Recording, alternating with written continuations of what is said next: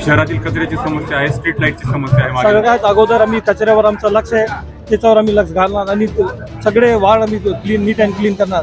ते बी आमची आता चालू झालेले कामं या महापालिकामध्ये येणे अगोदर आम्ही काम सुरू केलेले. सगळ्या ASIला बोललो की जी आता येणारी शिवजयंती आहे त्यामध्ये आम्हाला सगळं city clean NEET and clean पाहिजे. कुठल्या विकास कामांना प्राधान्य देणार? सगळे जे मूलभूत जे महानगरपालिकेमधले जे आहे ना, लहानपासून ते वृद्ध लोकांना जे मूलभूत सुविधा महानगरपालिकेपासून आहे ते सगळ्याला देण्याचा प्रयत्न करतो. महापौरच्या पहिल्या पदावर बसणार कोणते फाईलवर सही करणार पाहिजे? जी सही फाईल येते त्याच्यावर करणार आपलं राज्यामध्ये मुस्लिम साम्राज्य साजलेलं आहे.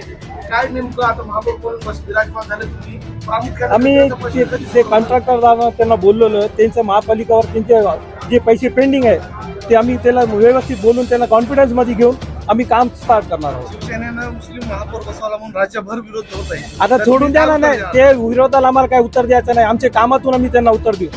शहरामध्ये अनेक स्लम एरिया आहेत, यामध्ये रस्ते नाली याची भयंकर परिस्थिती बिकट आहे. आम्हाला सगळ्यात जे काम रखडलेले मी अगोदरच म्हटलं जे काम रखडलेले ते काम आम्ही करणार.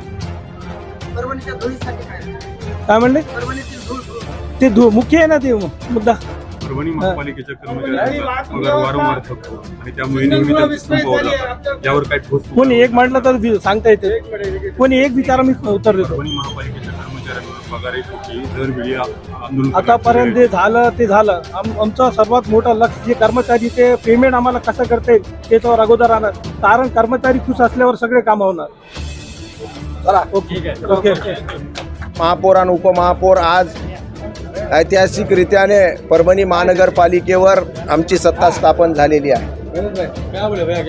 गेल्या 8 दिवसापासून तुम्हाला माहिती प्रत्येक ठिकाणी बॅनर न्यूज संपूर्ण राज्यामध्ये देशामध्ये झालेली आहे. अनेक कारणं असतील, त्यामध्ये बऱ्याच लोकांचं पोट दुखत होतं की मुस्लिम समाजाच्या व्यक्तीला तुम्ही कसं काय महापौर केलं. अरे मुस्लिम समाजाचे लोक काही देशात राहत नाहीत का? काही मतदान करत नाहीत का? संविधानिक अधिकार त्यांना नाही का? आणि तुम्ही केलं तर ठीक आणि आम्ही केलं तर वाईट का? म्हणून आमच्या इथे एक उच्च शिक्षित चेहरा M.Com झालेला आहे, M.Tech झालेला आहे आणि कित्येक वर्षापासून शिवसेनेचे जुडलेला हा व्यक्ती आहे. म्हणून सय्यद इक्बाल असेल किंवा आमचे गणेश देशमुख असतील, दोन्ही युवा चेहरा देण्याचं काम आम्ही यानिमित्त या महानगरपालिकेत केलेलं आहे.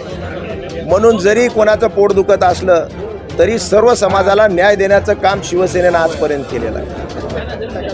वंदनीय बाळासाहेब ठाकरेच्या काळामध्ये सुद्धा मुस्लिम मिनिस्टर झालेले आहेत आपल्या इथे. साबीर शेख म्हणून क्रीडा मंत्री झालेले आहेत. आणि जे राष्ट्रवादी मुस्लिम आहेत ते आमच्याबरोबर आहेत. जे राष्ट्रावर प्रेम करणारे मुस्लिम आहेत ते शिवसेनेबरोबर आहेत.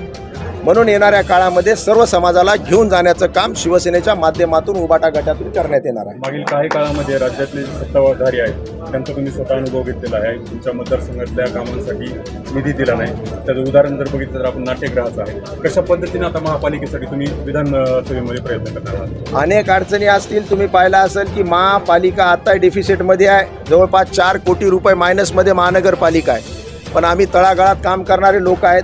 ज्या काही मागच्या सरकारमध्ये काही चुका झाल्या असतील ते निश्चित सुधारल्या जातील.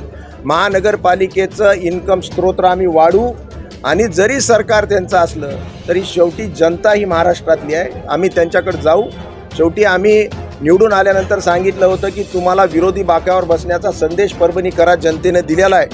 तुम्ही निमूटपणे ऐका आणि विरोधी पक्षाचं व्यवस्थित कामकाज करा.